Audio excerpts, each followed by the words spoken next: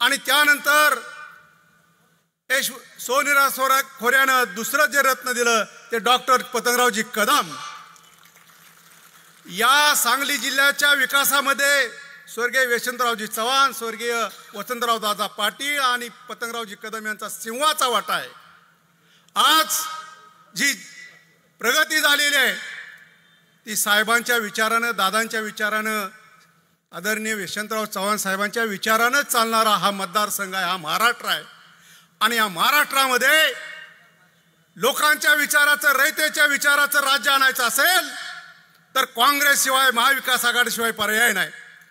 आज महागाई वाढलेली आहे, पण सरकारनं त्यामध्ये वेगवेगळ्या कुलत्या करून लाडकी बहीण योजना असेल, कुठं लाईट बिल माफ असेल, कुठं अशा पद्धतीचं खोटं मेरिटिव्ह करून लोकांना भुलवण्याचा प्रयत्न केलेला आहे।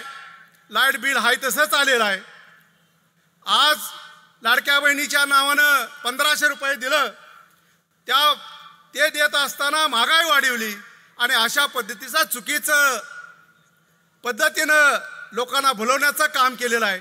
परंतु ही इलेक्शन आपण जिंकलेले आहे, किती मतदाधिक्य होतं एवढंच पाहायचं आहे। या निवडणुकीच्या निमित्तानं आपण सर्वजण एकसंघपणे डोळ्यात तेल घालून 2-3 दिवस काम करूया आणि विजयाचा उच्चांक हा पलूस तालुक्यातूनच होणार आहे बाळासाहेब, एवढंच या निमित्ताने सांगतो आणि थांबतो। जय हिंद, जय महाराष्ट्र। धन्यवाद आप्पा।